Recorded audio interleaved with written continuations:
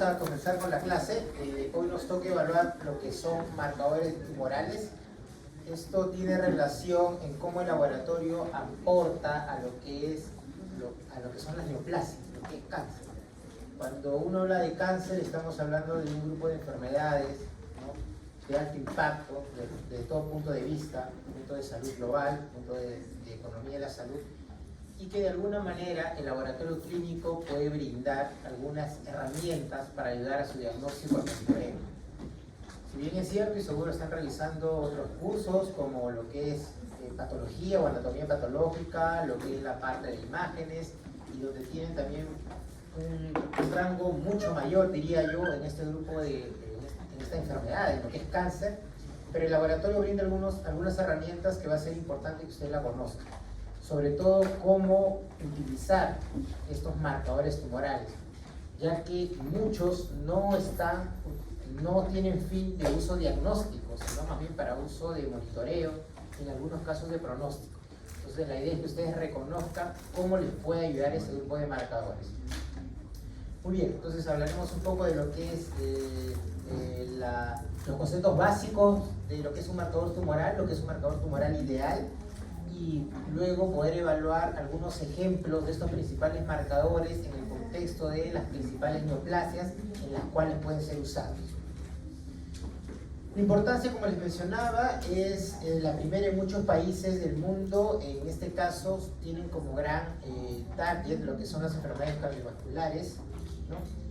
Y dentro de estas está el cáncer. Hoy en día se reconoce que este es de origen multicausal en el cáncer, tiene una relación mucho con el punto de vista celular, y que estoy seguro que ustedes han revisado en cómo esta alteración celular lleva finalmente a generar lo que son células tumorales desde el inicio de una displasia, ¿no? Entonces el impacto es muy grande y por eso tenemos que valorar desde el punto de vista del laboratorio cuáles son las herramientas que tenemos. Para esto el laboratorio brinda un grupo de pruebas que son llamados marcadores tumorales.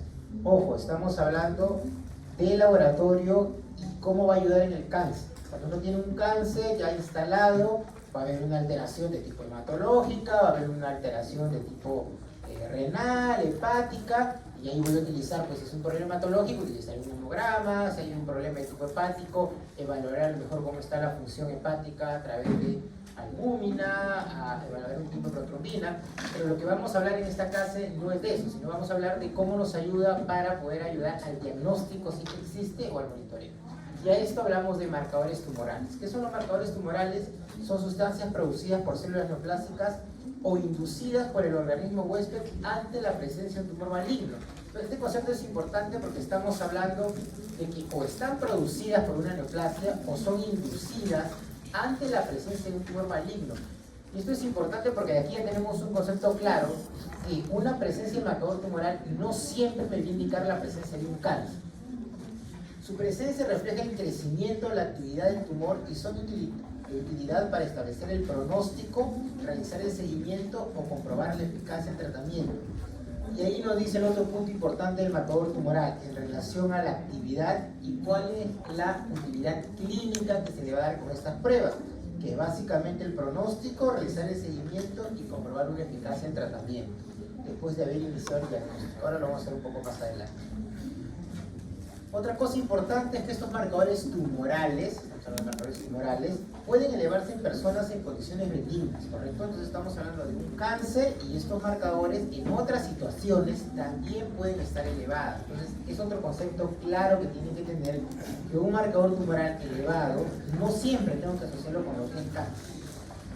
Se eleva en todas las personas con cáncer, especialmente en etapas tempranas de la enfermedad, ¿correcto? Entonces, ahí no dice otro concepto, no se eleva en todas las personas. Puede ser personas que tienen cáncer y mi marcador tumoral puede estar normal, porque a lo mejor estoy hablando de un subtipo especial de cáncer, ¿correcto? Entonces, cuando uno habla de cáncer, ustedes han visto que el órgano, seguro han visto en la parte de anatomía patológica, todos los subtipos de cáncer que hay, estirpe celular en la que va a realizarse o la que se encuentra, y esto podría cambiar la expresión de los marcadores tumorales. Entonces no es absoluto. Muchos marcadores no son específicos a un tipo particular de cáncer. O sea que este marcador puede estar presente en un cáncer o en otro tipo de cáncer, no sé, un cáncer de mama, también un cáncer de ovario o a lo mejor en un cáncer de pulmón. O sea, no hay esa especificidad. Entonces, estos conceptos tienen que tenerlo claro porque siempre, o se piensa, y por qué no, de que un marcador tumoral me indica que tiene cáncer y me indica que tiene cáncer en tal órgano y me indica que tiene un mal pronóstico. Y eso no es así, ¿correcto? Entonces ya estamos hablando de eso. ¿Qué tenemos como marcadores tumorales? Marcadores tumorales podemos tenerlos generalmente dentro de lo que corresponde a lo que son proteínas o derivados de proteínas, como son, por ejemplo, las enzimas. Podemos tener como marcadores tumorales en algunos casos, por ejemplo, la enolasa neuroespecífica, en la parte de tipo marcadores pulmonares o neurológicos. Lo que es más usado son las glucoproteínas, y a este tenemos el CA, lo llamado CA, tanto CA 125, 15.3, 19.9, etcétera, que son uno de los marcadores mucho más usados y que van a ayudar en este caso a poder evidenciar algún tipo especial de cáncer. También podemos tener antígenos cofetales, uno de estos es la alfa-fetoproteína, que es bastante conocido, el antígeno carcinoma embrionario, conocido como CA, y también proteínas séricas, por ejemplo la tiroglobulina en asociación de lo que es un cáncer de tiroides. Entonces, hay muchas moléculas que nos pueden servir como marcadores tumorales, por eso que va a ser importante identificarlas en el transcurso de lo que uno quiere evaluar. Entonces, cuando uno habla de marcador tumoral, ya habiéndoles mencionado hacia dónde queremos dirigirnos desde el punto de vista del laboratorio y en poder identificar a el paciente que tiene un cáncer, pues lo ideal es tener esta molécula. Y a eso es lo que se llama un marcador tumoral ideal, ¿correcto? ¿Qué significa un marcador tumoral ideal? Por ejemplo, que debe ser específico para un tipo de tumor. O sea que cuando este marcador está presente en sangre, yo voy a decir es cáncer de mama o es cáncer de ovario. ¿Qué debería ser un marcador tumoral ideal? Que es sensible para el diagnóstico temprano o el llamado screening. O sea que lo voy a revisar en un grupo de personas, quizás con un factor de riesgo, quizás no, y cuando lo encuentre alto me va a decir que el paciente tiene una alta probabilidad de cáncer. Eso sería un marcador tumoral ideal. Que la concentración proporcional a la masa tumoral, o sea, mientras el marcador tumoral esté más alto, significa que el paciente tiene mayor masa tumoral y probablemente tenga un peor pronóstico. Vida media corta para poder valorar respuesta al tratamiento. O sea, esto me indica que si yo le inicio el tratamiento al paciente y mi marcador tumoral comienza a disminuir con el tiempo, significa que mi tratamiento está sin defecto. O al revés, si inicia el tratamiento y el marcador tumoral no disminuye o al contrario aumenta, significa que no está sin defecto el tratamiento. ¿Qué más sería un marcador tumoral ideal? Que debe orientar al tipo histológico, localización y estadio. Cuando este marcador me sale positivo, yo podría decir a lo mejor que es un cáncer de pulmón a células pequeñas, por ejemplo. Ya me indica la parte histológica. Que sea fácilmente accesible y medible, en la mayoría de laboratorios se puede detectar, y sobre todo que sea económico. Esto es un marcador tumoral ideal. Pero como dice, la diapositiva es ideal y eso no existe, ¿correcto? No existe ese marcador tumoral. Y esto tiene que quedar claro porque muchos asocian un resultado de laboratorio a que les cumple todo esto. Y ya tienen un resultado de laboratorio elevado y asumen todo lo que les estoy diciendo, que ya diagnosticaron rápidamente cáncer, cuál es el diagnóstico específico del cáncer, que tiene un mal pronóstico, etcétera, etcétera. Entonces, un marcador tumoral ideal es el que debería cumplir esto y esto no existe, ¿correcto? No existe un marcador tumoral ideal. Entonces, es importante que ustedes conozcan esa molécula de marcador tumoral que ustedes están usando, en cuál de estas condiciones me puede ayudar. A lo mejor ese marcador tumoral para el cáncer de ovario, vamos a poner que estoy solicitando, solo me ayuda para el pronóstico. Entonces no tengo que pedirlo para el diagnóstico, sino lo voy a pedir para evaluar si después de haberlo diagnosticado tiene un mal pronóstico el paciente. O a lo mejor en un cáncer de colon voy a pedir antígeno carcinoma embrionario. Ya se le diagnosticó cáncer de colon, pero quiero evaluar el monitoreo del paciente y entonces ahí el CA me va a ayudar como monitoreo. Entonces yo tengo que conocer cómo me va a ayudar esa molécula para la neoplasia, para el cáncer que estoy utilizando, ¿correcto? No se cumple lo mismo para todo tipo de cáncer.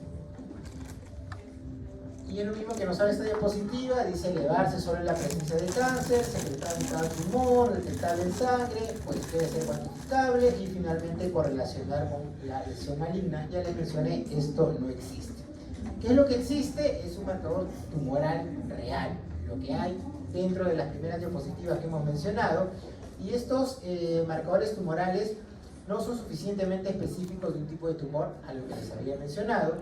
Existen en situaciones no cancerosas en las que puede estar elevado un marcador tumoral. Otra vez, tener claro que los marcadores tumorales pueden estar presentes o pueden estar elevados en condiciones que no son cáncer. Algunas personas con cáncer nunca van a presentar el marcador tumoral elevado y por lo tanto no significa que el paciente no tiene cáncer. Y los niveles de marcadores tumorales tienden a aumentar a más de lo normal solamente cuando hay una gran cantidad de cáncer presente, ¿correcto? Conociendo estos datos va a ser importante cómo ustedes van a interpretar el resultado, porque lamentablemente no se interpretan correctamente las pruebas de laboratorio y eso lleva pues a resultados o finalmente a decisiones clínicas inadecuadas, porque se asume que un marcador tumoral me va a indicar cáncer o lo que les había mencionado como un marcador tumoral ideal. Entonces, si habíamos mencionado un marcador tumoral ideal, yo estoy en este escenario de un marcador tumoral, que por un lado tengo una población sana y por el otro lado tengo pacientes con cáncer. Entonces, si yo asumo que tengo un marcador tumoral ideal, es que cuando me sale un resultado positivo, mayor el cutoff, significa que el paciente tiene cáncer. Y cuando tengo mi resultado negativo, significa que los pacientes están sanos. Esto significa que tengo una especificidad de 100% y una sensibilidad de 100%. Y esto obviamente no existe. Lo real es que vamos a tener marcadores tumorales con una sensibilidad y una especificidad relativamente altas, pero no que van a llegar al 100%, y por lo tanto voy a tener esa superposición de personas sanas con un marcador tumoral positivo o de personas con cáncer y un marcador tumoral negativo. Entonces, esto es lo real. Entonces, eso tienen que entenderlo cuando ustedes tienen un resultado de un marcador tumoral que a lo mejor está ligeramente elevado y por lo tanto tengo que interpretarlo de esa manera y no decir al paciente que tiene un cáncer. ¿De cuántos? Entonces, ya entramos a evaluar los principales marcadores tumorales que existen, ¿correcto? Los principales marcadores tumorales que existen para poder evaluar los principales cánceres, ¿no? En este caso hablaríamos de lo que es varón, un cáncer de próstata, hablaríamos de lo que es cáncer de mama, lo que es cáncer de ovario, cáncer de colon, y cómo los marcadores tumorales me ayudarían a poder evaluar eso. Entonces, el antígeno prostático específico, o llamado PSA, que es uno de los marcadores muy utilizados en cáncer de próstata y que sí tiene la utilidad hoy en día, según las directrices, según las guías clínicas, para poder usarlo como diagnóstico y hasta para poder usarlo como screening. Es uno de los marcadores que sí me puede ayudar en esta condición. Estoy hablando en el contexto de un cáncer de próstata, ¿no? Entonces sí tiene muy buena utilidad desde el punto de vista clínico, ya sea hasta, como les mencionaba, para lo que es diagnóstico, obviamente para el monitoreo está claro su utilidad, ¿no? Entonces, tiene especificidad de órgano, pero no de cáncer, porque el antígeno prostático específico, si bien es cierto, nos indica que es próstata, pero puede estar elevado en condiciones benignas, como cuáles, en cualquier proceso inflamatorio de la próstata, y vamos a verlo más adelante.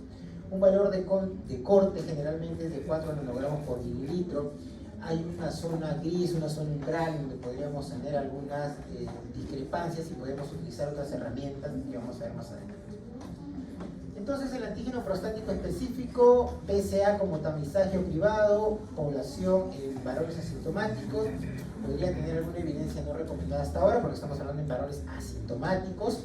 Sin embargo, puede realizarse en pacientes con algún factor de riesgo. Ahí nos dicen qué factores de riesgo podrían ayudarnos a poder utilizar el PSA desde este punto de vista de tamizaje. Y algunos autores recomiendan en varones a partir de 50 años, obviamente un PSA y un tacto rectal que me ayudaría a tener una mayor sensibilidad para detectar en este caso el cáncer de próstata. Acuérdense que cuando uno abarca un cáncer, lo que quiere como alternativa clínica para el diagnóstico es detectarlo de manera temprana. O sea, a mí no me sirve detectar un cáncer tardío, yo quiero detectarlo de manera temprana, y a eso se buscan herramientas, si es que me ayuda el laboratorio, que como ya les voy mencionando es muy limitada en algunos marcadores en este punto de vista temprano. Probablemente tengamos más utilidad a lo mejor en las imágenes para poder ayudar esto, o en las biopsias, obviamente no vaya a dar el diagnóstico definitivo, pero casi en la mayoría de marcadores tumorales no me ayudan como la parte de screening. El antígeno prostático específico tiene una sensibilidad de 79% y una especificidad de 60%. Hay una mayor probabilidad cuando tengo una mayor cantidad de un PSA elevado, es más probable que tenga un cáncer de próstata. Cuando tengo valores de 4 a 10, generalmente la probabilidad es mucho menor que sea un cáncer de próstata. No estoy diciendo que un paciente entre 4 y 10 no puede tener cáncer de próstata, sí lo puede tener, pero obviamente mientras tenga un valor más alto es mucho más probable. Acá hablamos de probabilidades. Es más probable que el paciente tenga cáncer a que tenga un valor menor, ¿no? Y obviamente esto varía con respecto a la edad, y ahí tenemos un cuadro en donde podría tenerse una elevación con respecto a los años en los varones de este PSA para tener una mejor interpretación. Entonces, un PSA elevado puede estar en condiciones benignas. Es cierto, en algunos casos estos valores no son tan altos, pero siempre hay que poder evaluar puntualmente cada escenario, cada caso, si queremos llamarlo, ¿no? Entonces, todas las condiciones que me den, en este caso, inflamación de la próstata, voy a tener un PSA elevado. Y ahí tenemos las principales causas: hiperplasia prostática benigna, que sería el diagnóstico diferencial de un cáncer de próstata, uno de los más, el principal diagnóstico diferencial probablemente.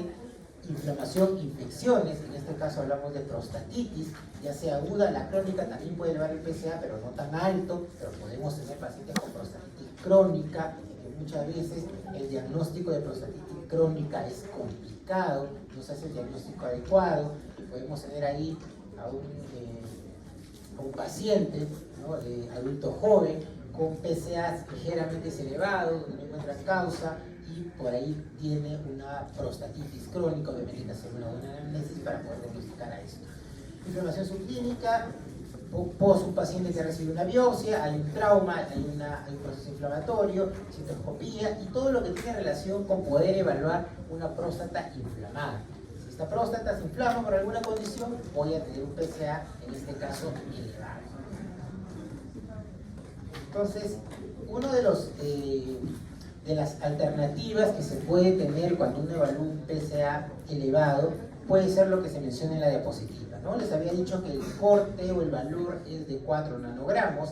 Cuando está de 0 a 4, pues casi descartamos, ¿no? Altamente probable que el paciente tenga cáncer, no va a una biopsia. Cuando tenemos mayor de 10, hay que realizarle probablemente una biopsia. Son estrategias, en realidad hay muchas estrategias como tal, acá solamente mostramos una de las tantas que existen. Y luego tenemos de 4 a 10. De 4 a 10 es cuando tenemos este umbral, esta zona gris, si queremos llamarla, y aquí podemos ayudarnos de otras herramientas, como lo que es velocidad de PSA, como lo que es densidad de PSA, y la más usada desde el punto de vista del laboratorio. Estamos hablando de laboratorio, no estamos hablando de herramientas de imágenes. Desde el punto de vista del laboratorio tenemos el dosaje de PSA libre, o sea, tener una relación entre el PSA libre y el PSA total que va a permitir ayudar en este caso hacia el diagnóstico y darnos una mayor probabilidad de que el paciente tiene cáncer de próstata. A esto es lo que se llama el cociente PSA libre, PSA total, que es una de las herramientas desde el punto de vista del laboratorio más usadas para poder diferenciar entre una hiperplasia benigna de próstata y un cáncer de próstata.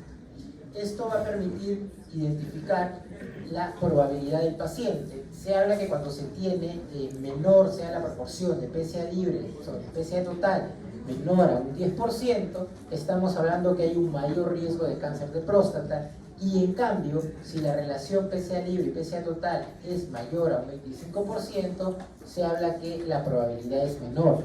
Ojo, estamos hablando de probabilidades. ¿Qué quiere decir esto? Que cuando tengo un PSA libre en menor cantidad, voy a tener un riesgo más alto de que el paciente tenga un cáncer de próstata. Entonces, por eso que se utiliza el PSA total como primera línea, y luego, obviamente, si este está elevado, poder utilizar un PSA libre para poder hacer este cociente y tener una mayor probabilidad. Obviamente, dependiendo de esto, comenzamos a generar un flujograma, probablemente realizar imágenes o llevar a biopsia, ya lo que crea conveniente, en este caso, desde el punto de vista del urólogo, para poder llegar al diagnóstico definitivo.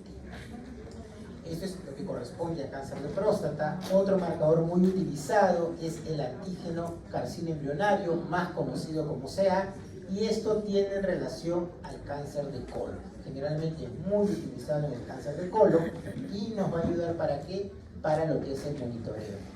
Como les mencionaba en las primeras diapositivas, si bien es cierto, cada marcador tumoral tiene una mayor asociación, una mayor relación con un tipo de cáncer, esto no indica que es exclusivo. Si bien es cierto, el SEA se utiliza mucho para cáncer de colon, pero miren ahí su expresividad que puede estar en otro tipo de cáncer, páncreas, mama, estómago, pulmón, etc. Entonces, esto para que les quede claro de no hablar de manera directa o no justificar la elevación de un marcador para ayudar, en este caso, directamente al diagnóstico. Por eso que tiene que evaluarse con la parte clínica y la alta sospecha desde el punto de vista clínico para poder ayudarse a estos marcadores tumorales. No solamente van a estar presentes en otro tipo de cánceres, sino también en otras situaciones no neoplásicas como cirrosis, pancreatitis, insuficiencia renal, y hay un valor de referencia diferenciado para los pacientes fumadores, ya que van a tener una mayor expresividad de este antígeno carcinoembrionario, ¿no? Entonces, desde el punto de vista clínico, ¿cuál es su mayor utilidad? Su mayor utilidad es el seguimiento del tratamiento de cáncer de colon rectal y identificar recidivas. Entonces, aquí yo no estoy hablando de diagnóstico de cáncer de colon. El diagnóstico de cáncer de colon no estoy solicitando un antígeno carcinoembrionario. Desde el punto de vista clínico, la mayor utilidad es para seguimiento. O sea, un paciente que ya tiene un diagnóstico de cáncer de colon, se tomó una alternativa terapéutica, no sé si es quimio, no sé si es radio, no sé si es cirugía, pero el paciente mejora en la evolución de este cáncer de colon y lo voy a monitorizar con el antígeno carcinoembrionario. Esto debería disminuir si mi terapia es adecuada y obviamente poder evaluarlo en el tiempo, ya eso lo ve el oncólogo, y poder identificar correctamente el antígeno carcinoembrionario posteriormente, quizás en años, para identificar si existió recidivas o no. Entonces, esta es la utilidad del antígeno carcinoembrionario. Hay una relación con cáncer de colon, es cierto, pero su utilidad clínica es para evaluar seguimiento y identificación de recidivas. Otro marcador muy utilizado en el contexto de un cáncer hepático es la alfa-fetoproteína, conocido como AFP o conocido como alfa-FP. Es una glicoproteína que es sintetizada por las células del saco vitelino, hígado, intestino fetales. Aquí ya nos da un dato de dónde está sintetizado y por lo tanto alteraciones a este nivel podría tener también esta elevación de la alfa-fetoproteína. Entonces, ¿dónde está generalmente? En el carcinoma hepatocelular, pero también en los tumores de células germinales, que es otro dato que nos ayuda a identificar la elevación de este marcador. Por eso que hay que tener claro qué tipo de cáncer estoy sospechando en el paciente. No es que yo tengo mi paciente y le pido de frente alfa-feto, le pido CA, le pido 19.9, le pido PSA, le pido todos los marcadores y a ver qué me sale presente. Así no se manejan las pruebas de laboratorio. Entonces, vemos aquí la utilidad de la alfa-fetoproteína, cómo nos ayuda en este caso para identificar ante la sospecha de tumores de células germinales, en el caso del tipo testicular en un varón, y lo más utilizado, por la frecuencia también, son los del carcinoma hepatocelular, ¿no?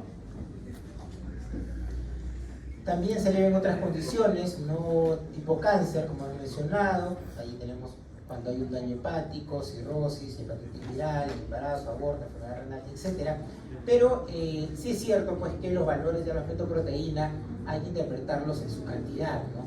O sea, es muy difícil que tenga una hepatitis viral con una fetoproteína, por ejemplo, en 1000, en 1500. Eso es prácticamente imposible. Ahí estoy evaluando ya prácticamente de una tumoración, de un cáncer.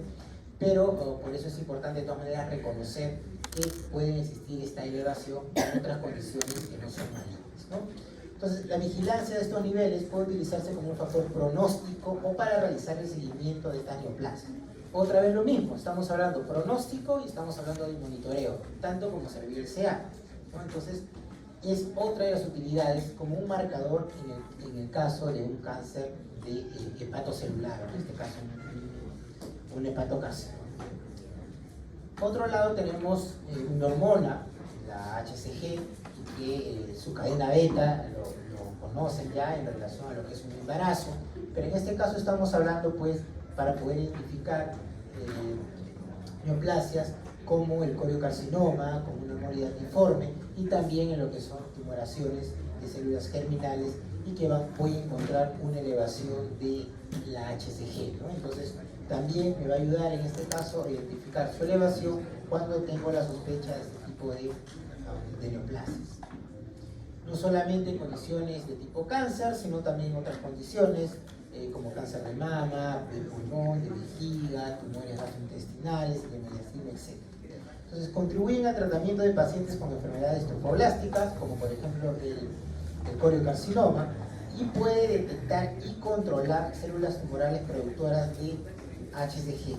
Todo lo que va a elevar o va a generarse ese tipo de hormonas me va a permitir en este caso ayudar a lo que es el monitoreo de un paciente ya con este diagnóstico.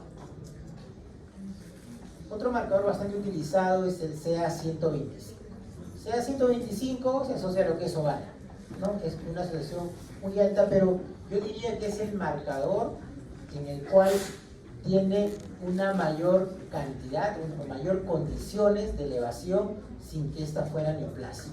Sobre todo en mujeres, el CA125 hasta puede elevarse durante su periodo menstrual. Y obviamente, es cierto, se van a decir, pero la cantidad no es tan alta. Correcto, la cantidad no es tan alta, pero a veces esos valores un poco elevados son los peores interpretados, se interpretan mal. Tengo un valor de corte 30 y la paciente tiene 35 y tiene 40 y ya le dijeron que tiene cáncer de ovario. Entonces no es así, porque tenemos otras condiciones que me van a elevar esto. Ahí está todas las condiciones que se van a elevar en un CA125, que es cierto, pueden ser cánceres, todo tipo de cáncer, mama, endometrio, pero también condiciones como embarazo, endometriosis, enfermedad pélvica inflamatoria, un quiste, miomas, menstruación, lo que mencionaba, pancreatitis, cirrosis, etc. O sea, la importancia que tienen que llevarse aquí es que estos marcadores también están elevados en otras condiciones y no pueden perder ese foco, no pueden pensar solamente que se van a elevar en la parte de neoplasia. Su utilidad del CA125 es, como el resto de marcadores que hemos mencionado, como CA, como alfa-feto, su principal utilidad está asociada en lo que es evaluar el seguimiento post-intervención, post-terapia, y que me van a ayudar a poder evaluar si esta terapia es adecuada o no, y poder evaluar recidivas también, ¿no? Entonces, es lo que nos dice esta diapositiva. Tenemos una sensibilidad del 79% y una especificidad del 82%, marcador más importante en el seguimiento del tratamiento y evolución de los pacientes con carcinoma ovario seroso. Esa es su otra utilidad, el tratamiento y la evolución de los pacientes. Entonces, hasta ahorita en los marcadores que hemos visto, el único que nos ayuda como diagnóstico y como la parte de screening es el PSA. El resto que hemos mencionado está asociado básicamente a lo que es una evolución y a lo que es evaluar el tratamiento, ¿no? 19.9 asociado a lo que es cáncer digestivo, específicamente un cáncer de páncreas, ¿no? Es una de sus mayor utilidades, el cáncer de páncreas, y obviamente está elevado en otras condiciones que no es cáncer de páncreas, sobre todo en la parte de tipo gástrica o órganos digestivos, procesos inflamatorios que también podría tener elevado, ¿no? Entonces, sus valores se pueden correlacionar ya desde el punto de vista de decisión clínica, quirúrgica, en poder realizar una cirugía o no, con valores muy altos, ya prácticamente es resecable, como menciona aquí la diapositiva. Obviamente esto tiene que ir sumado a la parte de imágenes, ¿no? No tiene ningún valor como método de tamizaje, está clarísimo. No se puede utilizar cuando yo sospecho de un paciente con cáncer, voy a pedirle un marcador para con el marcador diagnosticar. O sea, si me sale negativo significa que no tiene, no necesariamente. Claro, si yo le pido y me sale más de 1000, pues es muy raro que sea otra cosa, ¿no? Probablemente voy a diagnosticarlo, ¿no? Pero no es la indicación, ¿correcto? O sea, estaríamos utilizando indirectamente un marcador cuando no es la manera correcta, ¿no? Su sensibilidad y especificidad de cáncer de páncreas va entre un 80 a un 90%, ¿correcto? Por otro lado, hablamos de cáncer de mama. Y hemos estado hace un par de semanas en lo que es el cáncer de mama. ¿Y cómo se diagnostica el cáncer de mama? A ver, ¿quién me dice cómo diagnostica el cáncer de mama? ¿Qué indicarían a su paciente que sospechan de cáncer de mama? ¿O alguien, un familiar que le dice cáncer de mama? ¿Cuál? ¿De frente le mandan mamografía? ¿Cuál? ¿Que sale en la televisión? ¿Que sale en la propaganda? ¿Cuál? El autoexamen. Por todo el mundo autoexamen, pancarta, centro de salud, radio, redes, todo es el examen de mama, el autoexamen de mama, ¿correcto? ¿Por qué creen que es el autoexamen de mama? Porque es la herramienta indicada para hablar la parte de vista de tamizaje, estamos hablando de screening. Luego, ¿qué viene? Por ahí me dijeron imágenes, ¿correcto? Ya va a ser mamografía, ecografía, dependiendo de la edad, etcétera, etcétera, si ustedes lo han visto, en parte de imágenes. ¿Y en algún momento han escuchado en la noticia, han escuchado que se le pide 15.3? ¿Han escuchado ahí en las redes que le piden 15.3 para diagnosticar mama a una persona? No, ¿sí o no? No, pues porque no está para el diagnóstico, o sea, no está para el diagnóstico, o sea, yo no puedo pedirle 15.3 cuando sospecho de cáncer de mama.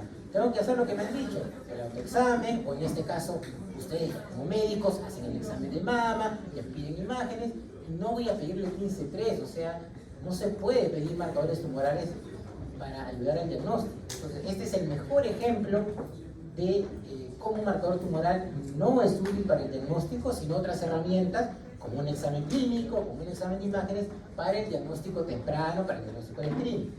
Entonces, el 15.3 sí tiene asociación con cáncer de mama, estamos hablando de asociación. ¿Y cómo se va a ayudar en este caso? Pues porque nos ayuda a poder evaluar lo que es la parte del monitoreo y lo que son prescindibles, ¿no? Aquí está listado todas las otras condiciones que también van a elevar un 15.3, que son benignas cánceres, y esta es la principal aplicación del 15.3, detección precoz de la recidiva del cáncer de mama. O sea, ya le diagnosticaron cáncer de mama, ya le hicieron a lo mejor tomía, no lo sé, ya hizo el tratamiento y lo voy a monitorizar a esta paciente con su 15.3. Ahí sí le pido 15.3, no sé, cada mes, 3 meses, 6 meses, un año, ya eso lo ve el oncólogo dependiendo de todas las condiciones y ahí comienza a evaluar si este 15.3 se eleva o no se eleva para ver pues si el tratamiento fue adecuado o no. Esa es su real utilidad del marcador tumoral desde el punto de vista del laboratorio y es lo que tienen que saber. Estamos hablando de la utilidad de los marcadores tumorales, ¿no? Bueno, dice su sensibilidad de 20-30% en tumores de mama localizados y 25-85% en mama metastásica, ¿no? Por ahí me puede decir, sí, pero yo tenía un paciente que sospechaba el cáncer de mama, le pedí el 15.3 y me salió muy alto, sí, pero a lo mejor el paciente ya está en metástasis, está en otra condición, pero yo no tengo que ir hacia eso, no tengo que ir al diagnóstico temprano para poder mejorar eso. Bueno, menos usado está el 27.29, que también se utiliza para cáncer de mama, el más usado es el 15.3. Y otro marcador es el cifra 21.1, que está asociado básicamente a lo que es cáncer de pulmón, también con utilidad para poder ayudar en este caso al monitoreo más que para el diagnóstico, ¿no? Condiciones benignas en las cuales también va a estar elevado el cifra 21.1. En las primeras diapositivas mostramos un marcador que es el NSE, que es la enlaza neuroespecífica y está en relación pues de marcadores de origen neuroectodérmico y asociado a lo que es parte de estos cánceres de pulmón y donde voy a tener alguna condición especial. Probablemente existen algunas interferencias desde el punto de vista del laboratorio, muestras que son hemolizadas, pero esto realmente, más que lo tienen que conocer, es parte del laboratorio que no debería reportar un resultado con probablemente alguna alteración que se tiene desde el punto de vista de la muestra que se tomó al paciente. Y a ver, este es un resumen de la clase. Este es cáncer de próstata. ¿Qué marcador se asocia a cáncer de próstata? A cáncer de ovario. Estoy buscando asociación, no estoy diciendo para diagnóstico. ¿Cuál se asocia? A 125, correcto. Pulmón. Sí, correcto. Cáncer de colon. Mama. 15.3. Páncreas. Coriocarcinoma.